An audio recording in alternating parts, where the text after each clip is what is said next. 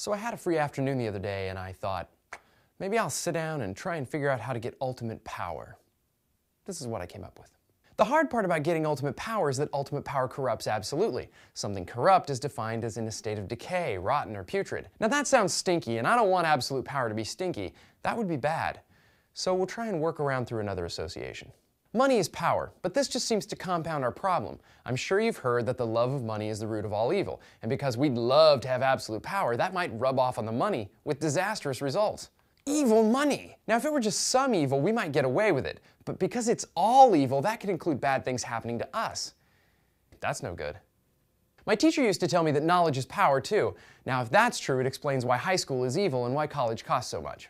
That made me think about how we're forced to spend so much time in school, and then I realized time is money. Just think about it. The very fact that we're spending time in school fuels the giant engine of evil. It's like we're pumping hundreds and thousands of dollars a day into the system just by sitting there. You are contributing. When you participate in class, you're participating with evil, contributing to evil.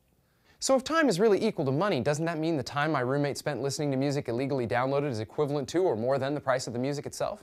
Just kidding. I know the record industry lawyers that enforce the copyright cost more money than my neighbor's seen in his lifetime, and wasting their time costs a lot of money, so it's probably worth it just buying the music and not wasting your time.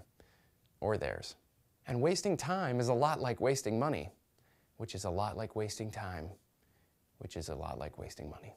Instead, we're taught by mom and dad to spend our time wisely. The key word here is wisely, and the problem is you can't just get wisdom. You need to earn it through experience. That means the more experiences you have spending money, the wiser you become. While this may explain the state of our economy, it has a flaw to it as well, because a fool and his money are easily parted. If you're watching today's show, you already blew it. You owe yourself like 50 bucks. Let's try to be smart about this, because smart people avoid foolish mistakes, but we can't be too smart about it, because if we only try and avoid our mistakes, we'll avoid the experiences that bring wisdom. And without wisdom, we won't know how to effectively use the knowledge we've gained, and that means no power. Back to square one. Physics tells us that power is work divided by time, so in order to have ultimate or infinite power, we need to either have no time or infinite work to get it. Infinite work?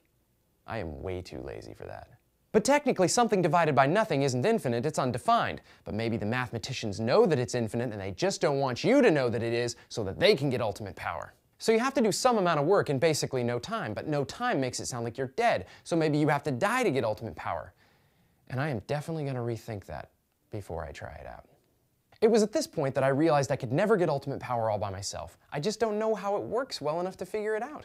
Then I thought, hey, it's not what you know, it's who you know. I just have to know someone with ultimate power and then suck up to him to get him to share. But that's not ultimate power either, because it's shared, and it can't be ultimate if someone else has an equal portion of it. So I guess I'm stuck until I know more. Drop us a line if you figure it out. What about penultimate power? Maybe I could get that. What do you think, Ghost?